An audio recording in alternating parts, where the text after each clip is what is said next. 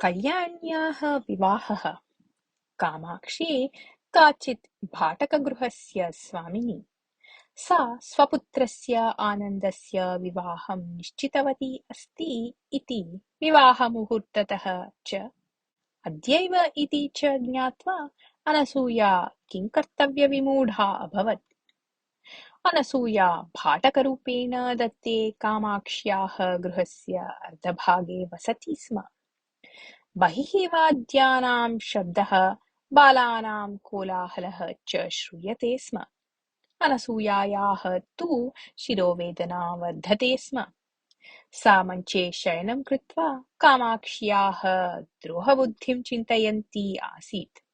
तस्मिन् समये एव तस्याः पुत्री कल्याणी तत्र आगत्य अम्बा, मुहूर्तः आसन्नः, गच्छावतावत् इति उक्तवती। मम अस्वास्थ्यम्, अतः आगन्तुं न शक्नोमि इति उक्तवती अनसूया। कल्याणी सकृत् मातुः मुखदर्शनात् एव तस्याः असन्तोषं ज्ञात्वा विना वचनं ततः निर्गतवती। वर्षद्वयतः अनसूया पुत्र्या सह तस्मिन् गृहे एव निवसति स्म। तदा अनसूया तत्र आगता तत्काले गृहस्वामिन्याः कामाक्ष्याः पुत्रः आनन्दः वृथा अटन् कालं यापयन् आसीत्। मम पुत्रः कदा वा यशस्वी भवेत् इति कामाक्ष्याः चिन्ता आसीत्। कदाचित् कामाक्षी स्वकष्टम् अनसूयां निवेदयन्ती उक्तवती आसीत्, यदि मम समीपे धनं स्यात् तर्हि एतं वाणिज्ये वा नियोजयेयम् इति।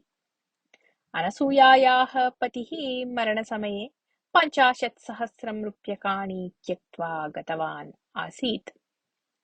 तेषु 20,000 रूप्यकाणि व्ययीकृतानि आसन्। इतोपि 30,000 रूप्यकाणि अवशिष्टानि आसन्। तद्धनं कल्याण्याः विवाहार्थम् अनसूया सुरक्षिततया स्थापितवती आसीत्। प्रतिदिनं तत्र तत्र सङ्गीतं पाठयित्वा अर्पटस्य विक्रयणं कृत्वा च प्राप्तेन धनेन कुटुम्बनिर्वहणं करोति स्म सा।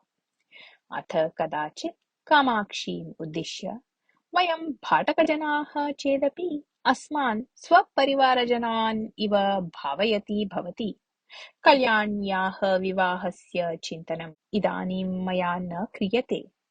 अतः तस्याः विवाहार्थं रक्षितं धनं भवत्याः पुत्रस्य वाणिज्यार्थं दास्यामि इति उक्त्वा 30,000 रूप्यकाणि आनीय तस्यै दत्तवती अनसूया।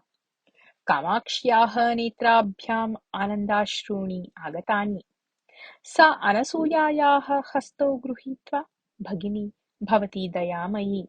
वर्षद्वयानन्तरं कल्याणी मम स्नुषा भूत्वा मम गृहम् अलङ्करिष्यति इति उक्तवती। आनन्दः तेन धनेन वाणिज्यम् आरब्धवान्। दैववशात् गच्छता कालेन आनन्दः महाधनिकः अभवत्। कामाक्ष्याः पुरतः विवाहस्य विचारः उपस्थापनीयः इति यावत् अनसूया चिन्तयन्ती आसीत्, तावता कामाक्षी 30,000 रूप्यकाणि आनीय अनसूयायै यच्छन्ती, सम्यक् गणयतु, भवत्याः स्वीकृतं ऋणं वृद्धिसहितं प्रत्यर्पितवती अस्मि इति उक्तवती। तदा अनसूया, किम् इदम्? एतद्धनं वरदक्षिणा इति। कल्याणी भवत्याः गृहस्य स्नुषा भविष्यति इति च अहं चिन्तितवती आसम्। आनन्दः अपि कल्याणीम् इच्छति इति भवत्या एव उक्तम् आसीत्। एवं स्थिते कः एषः व्यवहारः भवत्याः इति आश्चर्येण पृष्टवती। एषः वर्षद्वयात् पूर्वं प्रवृत्तः विचारः इदानीं कालः परिवर्तितः अस्ति। पण्डरीपुरस्य पार्वतीनाथः मम गृहम् आगत्य 1,00,000 पुत्रीं च दास्यामि इति उक्तवान् अस्ति। वाणिज्यक्षेत्रे वृद्धिं गतः मम पुत्रः अपि एतत् बन्धुत्वम् इष्टवान् अस्ति। भवती यद्धनं दत्तवती आसीत् वृद्धिसहितं प्रत्यर्पितम् इत्यतः अहं ऋणात् मुक्ता अस्मि इति उक्त्वा ततः निर्गतवती कामाक्षी। एतावन्ति दिनानि पुत्र्याः विवाहस्य चिन्तनेन विना कालं यापयन्ती आसीत् अनसूया। परन्तु इदानीम् अनिरीक्षिततया पुत्र्याः विवाहस्य चिन्ता आपतिता। किमर्थं चिन्तयति भवती? इदानीम् अहं 20 वर्षीया अस्मि। मम विवाहनिमित्तम् इतोपि कालः अस्ति एव इति कल्याणी मातुः सान्त्वनं कृतवती। अनन्तस्य विवाहस्य अनन्तरम् एकं दिनम् अपि अत्र वासः न करणीयः इति चिन्तयित्वा अनसूया भाटकगृहस्य अन्वेषणार्थं प्रस्थितवती। सायङ्कालपर्यन्तम् अन्विष्टं चेदपि एकं गृहम् अपि न लब्धम्। निराशया गृहं प्रति प्रत्यागच्छन्ती आसीत् सा। मध्ये मार्गम् एकं गृहं दृष्टं तया। गृहस्य पुरतः विद्यमानस्य वृक्षस्य अधः कश्चन युवकः उपविष्टः आसीत्।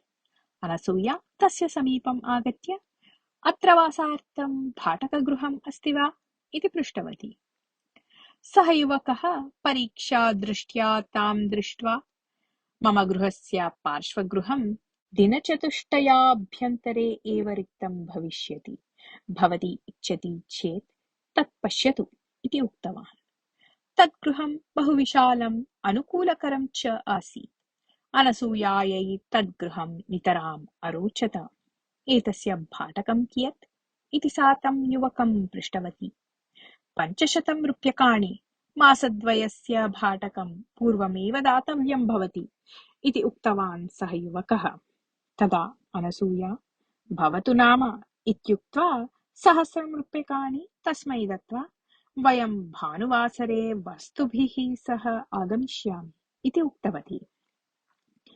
भानुवासरे अनसूया षटकद्वये वस्तूनि आरोप्य यदा प्रस्थितवती तदा कामाक्षी असन्तोषेण अन्यत् गृहं गमिष्यामः इति पूर्वमेव किमर्थं मां न उक्तवती भवती इति पृष्टवती। भवती आनन्दस्य विवाहस्य विषये यथा व्यवहृतवती तथैव व्यवहृतवती अहम् अपि इति उक्त्वा पुत्र्या सह यानम् आरूढवती अनसूया। अनसूया नूतनगृहस्य पुरतः यदा वस्तूनि अवतारयन्ती आसीत् तदा भवन्तः के इति पृच्छन् गृहस्य अन्तर्भागतः कश्चित् वृद्धः बहिः आगतवान्। भवतः पार्श्वगृहे वासार्थम् आगताः वयम् इति उक्तवती अनसूया। भाटकगृहं? तत् गृहं रिक्तं नास्ति किल? तस्मिन् गृहे 10 वर्षेभ्यः रामपण्डितः वासं कुर्वन् अस्ति एव इति वृद्धः आश्चर्येण उक्तवान्। ते सर्वे दिनचतुष्टयाभ्यन्तरे एव इतः गमिष्यन्ति इति कश्चित् युवकः उक्तवान्। सः भवदीयः एव इति अहं भावयामि। 100 रूप्यकाणि अग्रिमधनरूपेण दत्तम् अस्ति अपि इति अनसूया तम् उक्तवती। मम अपत्यम् एव नास्ति इति उक्त्वा पत्नीम् आहूतवान् सः वृद्धः। तया सह प्रतिवेशिनः अपि आगताः। अनसूया प्रवृत्तं सर्वम् उक्तवती। तदा रामपण्डितस्य पत्नी किं प्रवृत्तं स्यात् इति अहं वदामि, शृण्वन्तु। तद्दिने वयं सर्वे पूजार्थं शिवालयं गतवन्तः आस्म। गृहस्य कीलनम् अकृत्वा अस्माकं बन्धुं राघवं गृहस्य रक्षणे नियोज्य गतवन्तः आस्म। सः एव एतस्याः धनं स्वीकृत्य गतवान् स्यात् इति उक्तवती। एतत् सर्वं श्रुत्वा अनसूया भीता अभवत्। निराश्रयया मया इदानीं किं करणीयम् इति सा चिन्ताक्रान्ता अपि अभवत्।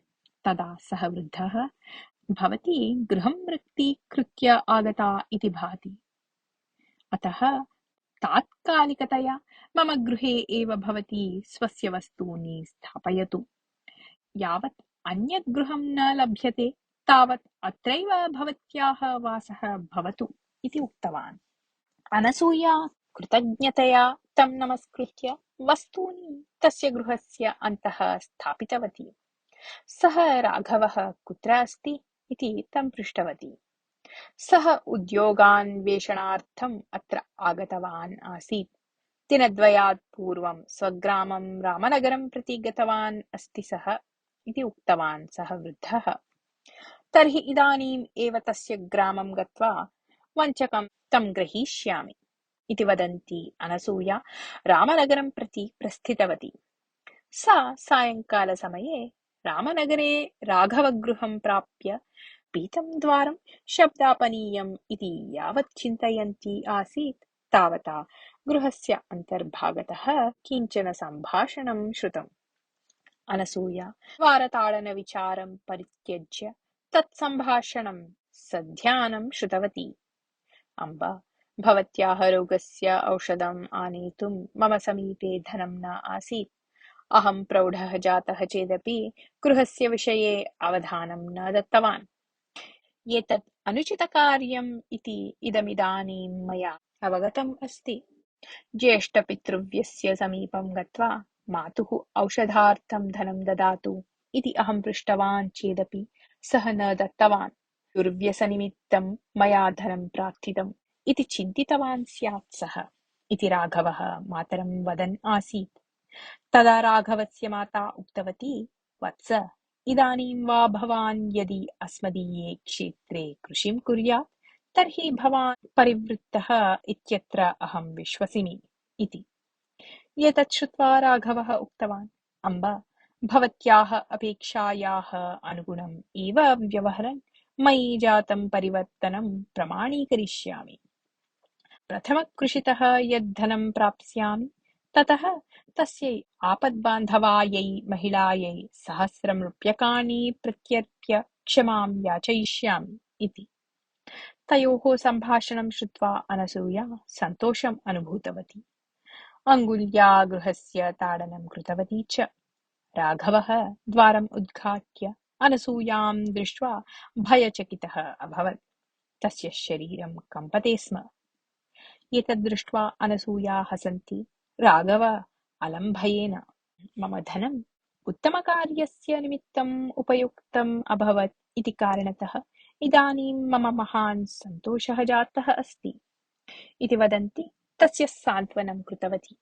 ततः सा राघवस्य मातुः समीपं गत्वा, भवतोः वार्तालापम् अहं समग्रं श्रुतवती अस्मि। भवत्याः पुत्रे जातं परिवर्तनं ज्ञातवत्याः ममापि महान् सन्तोषः जातः। भवती राघवस्य विवाहं कर्तुम् इच्छति। मम पुत्री कल्याणी सुन्दरी बुद्धिमती च।